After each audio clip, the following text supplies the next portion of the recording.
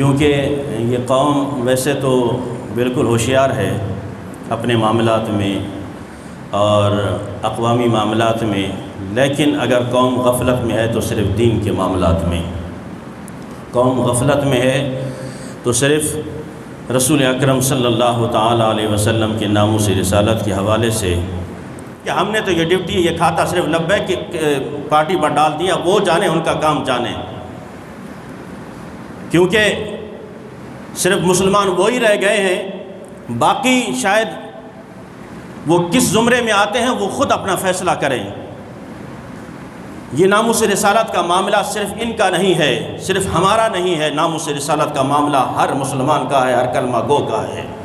عزت اور ناموس پہ ہر سال میں کتنی مرتبہ حملے ہو چکے ہیں، فرانس نے کتنی مرتبہ حملے کیے ہیں، اعلانیہ طور پہ حضور اکرم صلی اللہ تعالیٰ علیہ وسلم کی گستاخیاں ہو چکی ہیں، لیکن ہم پھر یہ دیکھتے ہیں کہ ہمارا وزیر اعظم پھر اس کے ساتھ بیٹھا ہے اور ہاتھ ملا کے اور دوستیاں نبھا رہا ہے اور ان سے تعاون لے رہا ہے۔ تمہیں لبیک والوں کا تعاون نظر نہیں آتا، تمہیں ان نوجوانوں کا کوئی تعاون نظر نہیں آتا، ان کے شکریہ ادا کرتے ہو، ان سے ریاریاں نبھاتے ہو۔ پھر ہم بھی پوچھ سکتے ہیں کہ سابق وزیر اعظم جس نے کہا کہ میں مسلمانوں کو، اس ملک کو کلمے سے آزادی دلانا چاہتا ہوں، کلمے سے آزادی دلانا چاہتے ہو، جو ملک کلمے کی بنیاد پر بنا ہو۔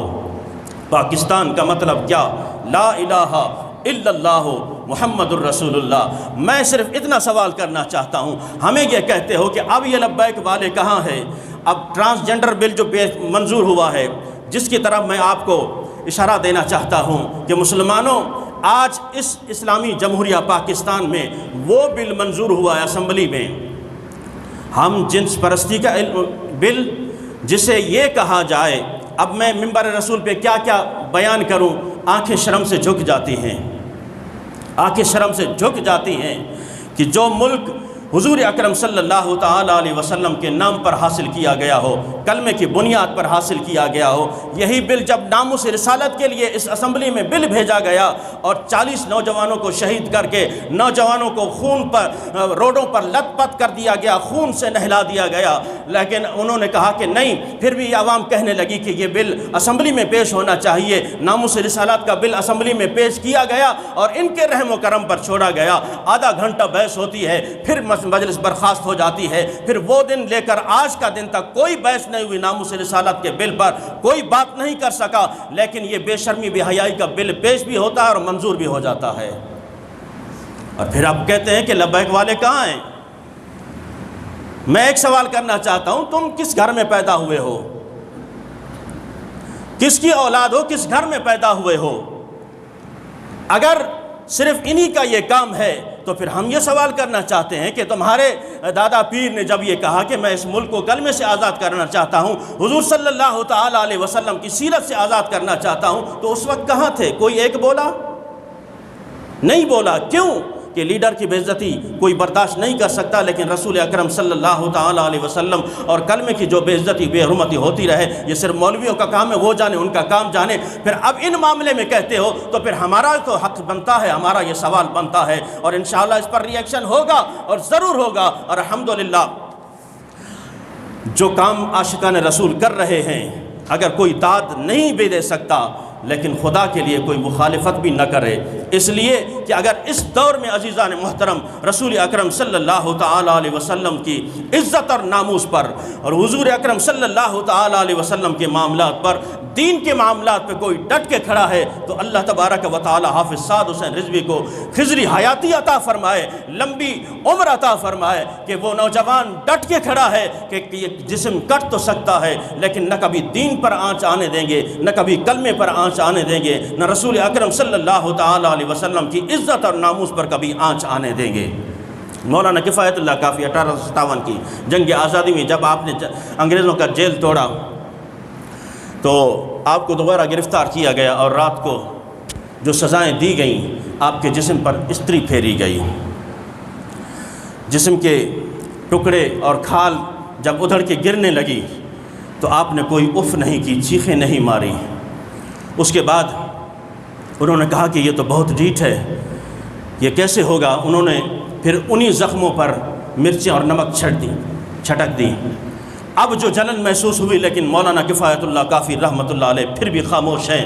ارے دین کی جب استقامت ہوتی ہے، جو رسول اکرم صلی اللہ تعالیٰ علیہ وسلم کے دین کے لیے قربانیاں دیتا ہے، آج 1000 سال بیت گئے، مولانا کفایت اللہ کافی رحمۃ اللہ علیہ کا نام زندہ ہے۔ کیوں؟ جو رسول اکرم صلی اللہ تعالیٰ علیہ وسلم کے دین پہ پہرا دے جاتا ہے۔ ارے مر تو ویسے ہی جانا ہے، یہ زندگی مختصر ہے۔ چوک پر بھی موت آ جائے گی، بازار میں بھی موت آ جائے گی، چلتے پھرتے موت آ جائے گی، باتھ روم میں موت آ جائے گی، غسل خانے میں موت آ جائے گی۔ موت وہ ہے جو رسول اللہ کی عزت اور ناموس پہ آ جائے۔ موت وہ ہے جو رسول اکرم صلی اللہ تعالیٰ علیہ وسلم کی نعتیں پڑھتے ہوئے آ جائے۔ موت وہ ہے جو رسول اکرم صلی اللہ تعالیٰ علیہ وسلم کے دین کو بچاتے ہوئے آ جائے۔ مولانا کفایت اللہ کافی رحمۃ اللہ جب وہ مرچیں چھڑک کے چلے گئے، انہوں نے کہا کہ یہ تو کچھ بولتا ہی نہیں ہے۔ کہا کہ تم نے جو کوششیں کرنی ہے کر لو، لیکن میں اپنا ثابت قدم کھڑا ہوں، میں 1 انچ بھی اپنے موقف سے ہٹنے والا نہیں۔ عزیزان محترم، جب یہ چلے گئے، انگریز چلے گئے، مولانا کفایت اللہ کافی رحمۃ اللہ علیہ کہتے ہیں اب تھوڑی دیر آرام کر لیا جائے، تھوڑی دیر آرام کر لیا جائے۔ آنکھ لگتی ہے دیدار مصطفیٰ ہو جاتا ہے۔ رسول اکرم صلی اللہ تعالیٰ علیہ وسلم خواب میں تشریف لاتے ہیں۔ کفایت اللہ کافی نے جب رسول اکرم صلی اللہ تعالیٰ علیہ وسلم کو دیکھا تو آپ نے چیخ ماری۔ میرے آقا نے فرمایا کیا ہوا؟ درد محسوس ہوا؟ عرض کی یا رسول اللہ نہیں، درد محسوس نہیں ہوا۔ مولانا کفایت اللہ کافی 4 دن روپوش رہا ہے۔ کاش کہ یہ 4 دن روپوش نہ رہتا، 4 دن پہلے اس تکلیف کو برداشت کرتا تو 4 دن پہلے آپ کا دیدار نصیب ہو جاتا۔ جو رسول اکرم کے دین کی حفاظت کرتا ہے، رسول اکرم صلی اللہ تعالیٰ علیہ وسلم کی عزت اور ناموس کی حفاظت کرتا ہے، تو میرے آقا اسے دیدار نصیب فرماتے ہیں، اپنا دیدار نصیب فرماتے ہیں۔ صبح جب ہوتی انگریزوں نے کہا اب رات کو تو یہ مر چکا ہوگا جو حالت ہم نے کی ہے، لیکن جب وہ کمرے میں داخل ہوئے، کوٹری میں داخل ہوئے، مولانا کفایت اللہ کافی ڈٹ کے کھڑے ہیں۔ کہا کہ لے چلو اب اسے تختہ دار پہ لٹکانا ہے۔ جب آپ کو تختہ دار پہ لے جایا گیا، ارے عاشقان رسول ایسے ہوتے ہیں، جب آپ کو تختہ دار کی طرف لے جانے لگا، کوئی غم نہیں ہے، کوئی ملال نہیں ہے۔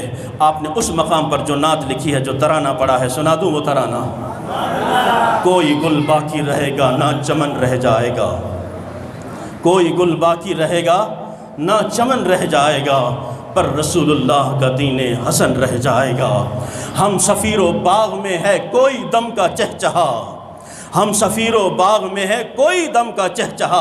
دنیا کی رنگینیاں دیکھ کر، دنیا کی آسائشیں دیکھ کر شاید ہم یہ سمجھتے ہیں کہ ساری زندگی ہم نے اسی طرح زندہ رہنا ہے۔ ہم سفیر و باغ میں ہے کوئی دم کا چہچہا، بلبلیں اڑ جائیں گی سونا چمن رہ جائے گا، بلبلیں اڑ جائیں گی سونا چمن رہ جائے گا۔ عاشقان رسول صلی اللہ تعالیٰ علیہ وسلم نے تختہ دار پر بھی یہ بتا دیا کہ ہم رسول اللہ کے دین کی بھی حفاظت کرنے والے ہیں، رسول اکرم صلی اللہ تعالیٰ علیہ وسلم کی عزت اور ناموس کی بھی حفاظت کرنے والے ہیں۔ تو ہم آپ کے توسط سے، پوری امت مسلمہ کے توسط سے اس بل کی بھرپور مذمت کرتے ہیں اور یہ مطالبہ کرتے ہیں کہ اس بل کو واپس لیا جائے۔ اس بل سے کیا ہوگا؟ دین کی بھی توہین ہوگی، جھوٹ عام ہوگا، بے حیائی عام ہوگی، فحاشی عام ہوگی۔ اس لیے عزیزان محترم، ہم جس ملک میں رہتے ہیں، اسلامی جمہوریہ پاکستان میں، یہ اسلام کے نام پر آزاد کیا گیا ہے، اسلام کے نام پر حاصل کیا گیا ہے، تو اسی لیے اس میں قوانین بھی اسلامی ہونے چاہیے اور قانون بھی شریعت مصطفیٰ صلی اللہ تعالیٰ علیہ وسلم کا ہونا چاہیے۔ وما علینا الا البلاغ۔